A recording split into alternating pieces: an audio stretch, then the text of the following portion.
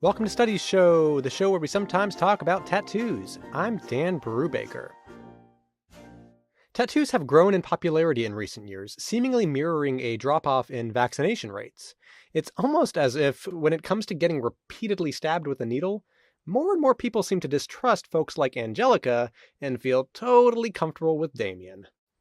According to a 2015 Harris poll of over 2,000 US adults, about 3 in 10 Americans have at least one tattoo, and of them, 7 in 10 have 2 or more. Also, these days, among American adults with ink, women make up the slight majority. And the percentage of people with tattoos has also increased with each generation, ranging from 13% among baby boomers to 47% among millennials. Younger children seem to be following suit as well, with those bearing temporary tattoos ranging from 53 to 68%, depending on bath frequency. Outside of other cultures where tattoos signify many different things and have much deeper histories, in the US, they've traditionally conjured up images of gangs, drugs, and criminal behavior. But as tattoos have flooded mainstream society, how have perceptions changed? According to a 2018 study, the notion that getting a tattoo makes you less employable is one we can dismiss. Researchers found both employment status and earnings to be comparable between Americans with and without tattoos. This result came after controlling for other factors that could hinder hireability, like past incarceration. Meaning that you'll likely pay more for your time in the clink than for that time you got inked.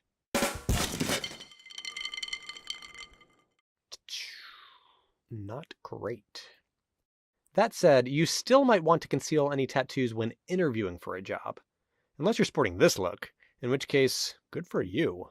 Maybe draw more attention to it. In a new study, the same team looked into whether people with tattoos are more likely to be in poor health and to engage in risky behavior.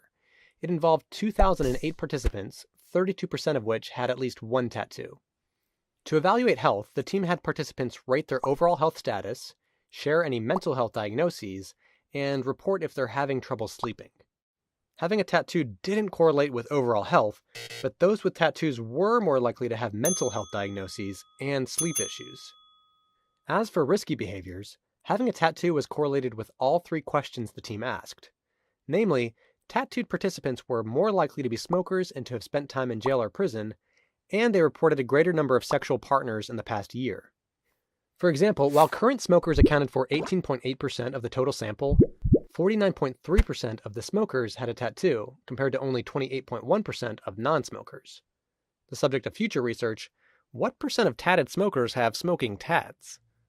The study also reports that individuals with a tattoo have an estimated 0.303 more sex partners than individuals without a tattoo. So like this many more partners. Breaking that down, they found that having one tattoo or 3 or more tattoos is significantly related to number of sex partners, but that having 2 tattoos is not statistically different from having no tattoos. Now, this of course doesn't mean forcing your partner to get tattoo will curtail any infidelity. It just means this correlation isn't particularly robust. Now, the researchers conducted this study for the benefit of professionals in the healthcare arena. We'd urge that you don't go around judging people willy-nilly, assuming anyone with a tattoo is a chain-smoking ex-con with insomnia, depression, and a hyperactive sex drive. She might just be really into Jesus, or dolphins, or Sandra.